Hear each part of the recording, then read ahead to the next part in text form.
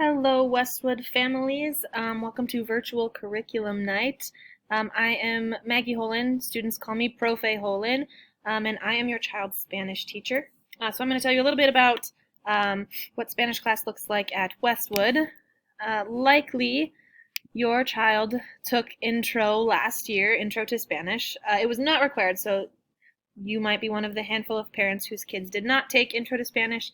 But most of my current Spanish 1 students have taken Intro to Spanish. This class was just kind of a little precursor to help get kids ready for Spanish 1.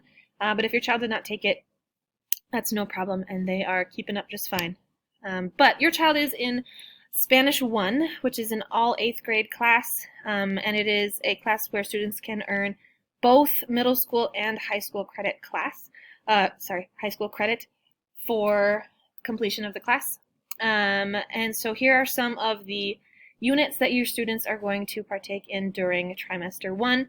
The pre-unit was a unit about greetings. We spent a lot of time at the beginning of the year just getting to know each other, learning each other's names, learning how to greet each other, both in English and in Spanish, and just kind of building our classroom culture and environment. And then we kicked off Unit 1, which was about the calendar, emotions, and weather. So students will be able to describe the day and the day of the week, as well as the month. And students will be able to say how themselves and others are feeling and why. Students will be able to discuss what the weather is like and what types of weather they prefer. We have just begun, this should say Unit 2 and Unit 3. Quick edit for you. We have just begun Unit 2, Los pollitos dicen, which means the little chickens say. And your students' learning objectives for this unit are that students will be able to use the verb decir to describe what people or animals say. And students will be able to use tener plus hambre o sed to describe being hungry or thirsty. And students will be able to use tener and frío o calor to describe being cold or warm. So these are some learning targets that they will be working on this unit. Next unit, Unit 3, is corre or cumbia. Corre is a verb meaning run, and cumbia is a cultural group. And so we are going to, the learning objectives for this unit are that students will be able to identify and discuss various cultural influences of cumbia music. Students will be able to reflect on el encierro de toros in comparison to their own cultural practices. Students will be able to describe where they walk and run, and students will be able to say what themselves and others see. And then lastly, students will be able to write a 5-sentence paragraph in Spanish. There may be one more unit in this trimester, but right now we are budgeting time for these 3 units, and we will see whether or not there's time for another one. More information on these units can be found in the trimester overview, which is located in the class resources folder of your child's Schoology page for Spanish class. Some expectations from the school for your child are that students will engage in words and actions that result in a safe physical and emotional environment, that students will promote a positive school culture and a sense of belonging for each student through their words and actions, that each student will be a steward of their school environment, creating a place that they are proud to call their school, that students will be aware of and advocate for their social, emotional, and learning wants and needs, and that students will adjust their behavior to match the learning activity and environment and be open to feedback when they have difficulty. So these are just some general expectations from Westwood for your kids.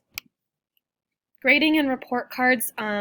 Academic grades get reported at the end of each trimester in campus. There will be updates from me throughout the trimester about your child's grade, especially if there's a concern about their grade.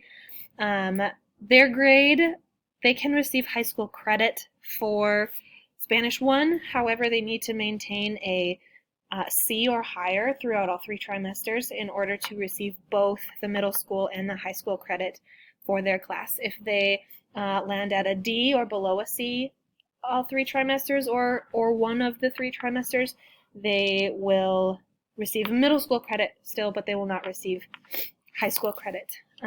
Something else that looks different compared to a traditional gradebook is that we have a category for NY, not yet, and NE, no evidence. This means, NY means that your students have made an attempt at demonstrating a learning target or a learning outcome, but their attempt shows that they haven't quite mastered it. They're not quite capable of producing what we're asking for. And no evidence either means that your child just simply didn't make an attempt at demonstrating a learning target, or it's just something that they didn't get to yet. And so both of these things would get marked in the gradebook, and your student will be given a list of things that they can do in order to still demonstrate those learning targets to receive a grade. So your grade is an accumulation of homework, tests, and quizzes, end of trimester assessments or projects or final drafts of things. In Spanish class, you won't see a lot of material in the gradebook. Most of what makes up their points will be assessments. Some of their homework assignments will be graded, but most of them will just be daily work, which is not a weighted category of their gradebook. So their assessments will make up the bulk of their grade, and then the occasional assignment, like homework assignment. Report cards are one of a few ways that we communicate throughout the year, and they just communicate your students' learning, and they look at evidence of learning, and then we determine maybe if there are learning targets that still need to be met, but other communication, such as emails and phone calls, are also tools that we will use to report your child's grade. And lastly, if you need to connect with me about anything, you can always send me a message in Schoology.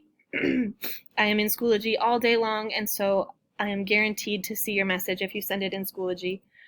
Or to my District 16 email. I also am in my email all day long, so I will see this message, and I will respond to a Schoology or District 16 email within 24 hours of receiving it.